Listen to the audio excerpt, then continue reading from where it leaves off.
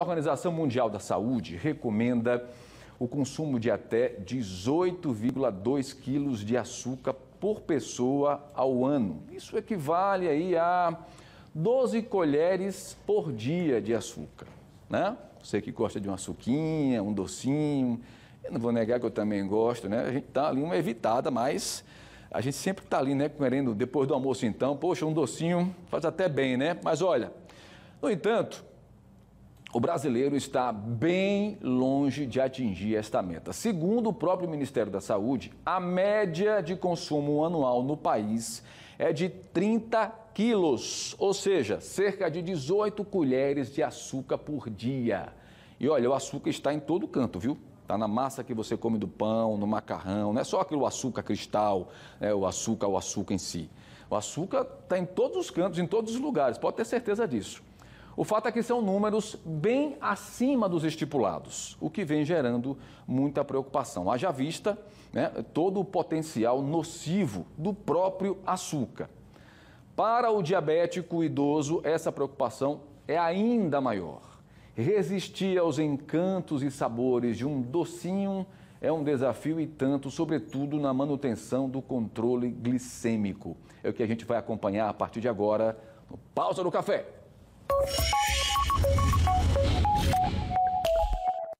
Pois é, e mais uma vez vamos receber uma aula dele, aqui o nosso querido amigo doutor geriatra Alexandre Brito, que está conosco mais uma vez aqui pela internet.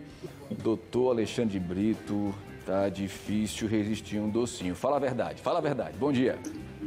Bom dia, um prazer estar aqui de novo nessa prestação de serviço voluntária, ao vivo, com vocês. É verdade. O doce, em termos de paladar, é muito atraente para mim, para todos, mas, infelizmente, esse consumo excessivo e muitas vezes mascarado do açúcar, a gente nem percebe, né? Uma continuação das nossas vidas prejudica mesmo. É uma das principais causas, junto com o sedentarismo, do desenvolvimento da síndrome metabólica, que é a irmãzinha do diabetes, né? E aí vem todo um quadro de risco à saúde cardiovascular, cerebral e etc, como a gente tem falado aqui, né?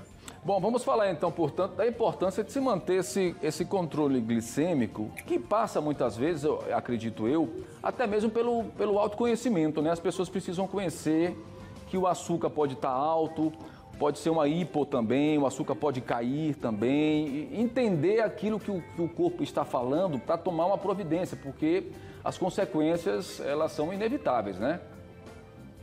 Exatamente. Nós temos, por um lado, um desenvolvimento muito grande de estudos e de medicações, protocolos e consensos que norteiam a nossa conduta para prevenir, não somente tratar o paciente diabético ou com pré-diabetes, né? Ou com pré-pré, que é aquele paciente que tem fatores de risco, mas ainda não é sequer pré-diabético, a gente tem como agir nisso, isso é muito bom, né? Até preventivamente em relação também àquelas consequências cardiovasculares, né? A neuropatia diabética, temos isso. Mas em compensação nós temos no outro lado da balança ainda uma série de dificuldades para abranger assistência a todos os pacientes que precisam. O autoconhecimento, a informação, a educação em saúde é importante e precisa ser muito mais intensificada, né? A simples aquisição de um glicosímetro, aquele aparelhinho, para periodicamente você verificar a sua glicose, ainda é quase um tabu para muitos pacientes, né? E muito caro, né? Já foi muito mais, né? Nós estamos hoje numa fase que não é mais novidade, em que já temos monitores instantâneos, contínuos, ou seja, a monitorização ela é por sensor, e você escaneia para o celular e fica lá na sua pele, e você tem um mapeamento de todo o perfil individualizado do paciente, podendo fazer um controle e um acompanhamento com ótimos resultados surpreendentes, né? Então, quer dizer, na verdade, a informação, a educação e saúde, como você bem falou, ela é mais importante nisso tudo, porque você tem como buscar alternativas mais em conta, de acordo com o seu orçamento, para se você tem pessoas na sua família de parentesco grau 1, né, parentes próximos que são diabéticos tipo 2, aquele que ainda não precisa de insulina, possivelmente você tem uma tendência grande. Então, de vez em quando é bom verificar a glicose. Principalmente se você tem sobrepeso, sedentarismo, tem uma certa indisciplina alimentar, isso precisa ser cuidado, precisa ser visto, né? E aí você vai se conhecendo. E como é que a gente pode trazer para a realidade já daquele que já sabe que tem o diabético, é idoso, já tem, né, a doença?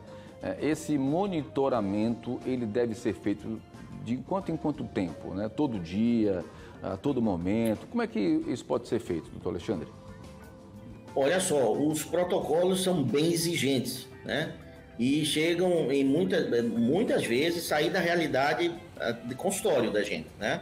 Porque tem paciente que passa mais de 30 dias sabendo que é diabético, tomando medicamento e não verifica a glicose, não sabe, né? Não faz uma glicemia capilar, por vários motivos, né?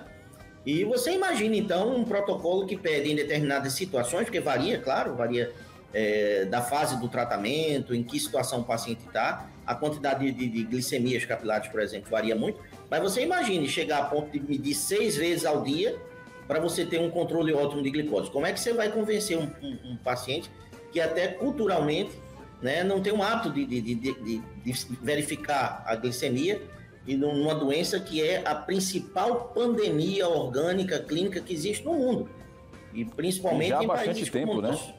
Há décadas, né? Há muitas décadas. Então, quer dizer, há um desafio, né, em nível de consultório para a gente orientar esses pacientes.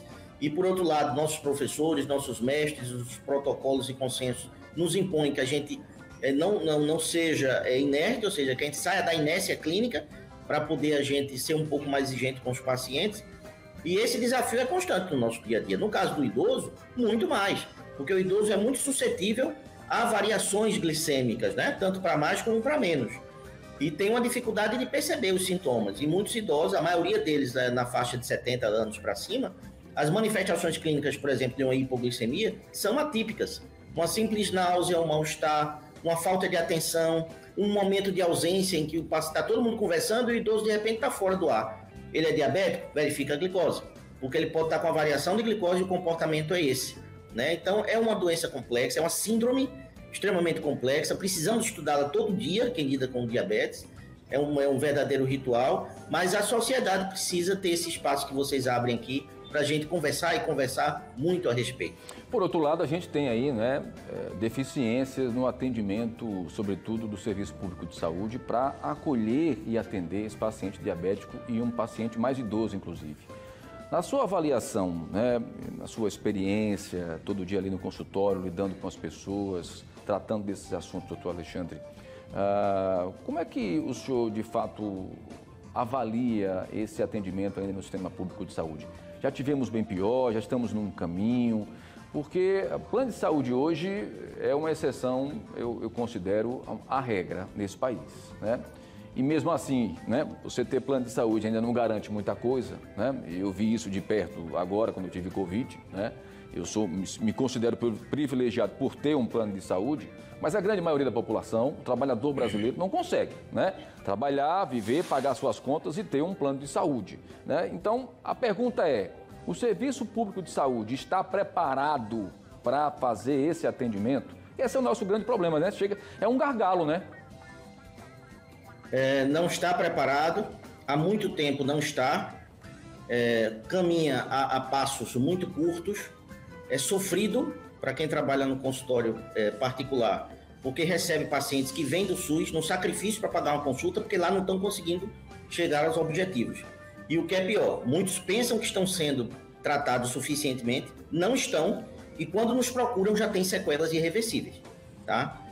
O planejamento do SUS, eu posso dizer aqui, não é novidade para a classe médica e da saúde, que é, no Brasil, um dos melhores, se não o melhor do mundo. Concordo. Tá? Concordo. Só que na prática, ele, no que tange ao atendimento ainda ao idoso, a doenças crônicas de risco cardiovascular, como diabetes e hipertensão, ele deixa muito a desejar. Ou seja, e é sofrido lidar com isso. Ou seja, é gestão, né, doutor Alexandre? É gestão, né? Gestão múltipla. O problema não é só, ou a culpa não é só unidirecionada. Certo. Tá? A classe médica também deve vestir a camisa de sua culpa. A partir do momento que eu atendo um paciente com fatores de risco cardiovasculares e eu só prescrevo o que tem naquela prateleira sabendo que aquele medicamento não vai proteger o aparelho cardiovascular daquele paciente, e não conversa com aquele paciente para saber se pelo menos ele tem condição de comprar um medicamento melhor, e que lá na frente vai protegê-lo muito mais, eu como médico estou sendo conivente. Então, todos têm a sua parcela de culpa, não vamos apontar o dedo, tá? E aí, quando o paciente vem para o consultório particular, a gente que se dedica vai passar não 15, 10 minutos com o paciente, nós vamos passar 30, 40, 50 minutos, 1 hora com o paciente para poder reverter esse déficit pouco a pouco, tá? Existem colegas muito esforçados no serviço de saúde, sim. Existem condições difíceis para muitos colegas trabalhar. Sim, existe, compreendo tudo isso. Não estou aqui apontando o dedo, mas também não é do meu feitio esconder nada. A pergunta que você me fizer vai ter resposta aqui. Muito bem, e é assim que a gente mantém sempre aqui, né, esse programa aberto, transparente, né, colocando realmente o dedo na ferida, e não seria diferente com a sua participação, tenho certeza disso. Olha, a gente poderia ficar aqui um tempão falando sobre essas perspectivas, né, desde o lado da gestão, como também dos cuidados em si, mas infelizmente o nosso tempo já se esgotou, doutor Alexandre. Quero mais uma vez lhe agradecer pela disponibilidade, né? Espero que o senhor volte aqui aos nossos estúdios o quanto antes, para a gente ter esse papo olho no olho, né? Não que na internet seja ruim, também é bom, porque a gente qualifica a informação, mas uma coisa, né, é ter a sua presença aqui no estúdio. Mais uma vez, quero lhe agradecer e lhe desejar uma ótima quarta-feira e até a próxima oportunidade, tá? Que não demore, viu? Ótimo dia, um abraço a todos. Desculpa o desabafo, mas é importante. Não, importante, eu sei disso, que é importante eu sei, porque eu também já desabafo bastante por aqui, viu? Um grande abraço, doutor Alexandre Brito, sempre conosco. É uma engrenagem, minha gente, é uma engrenagem. Se algo nessa engrenagem sai fora, aí há um desmonte, né? O efeito é dominó. Não é fácil, não.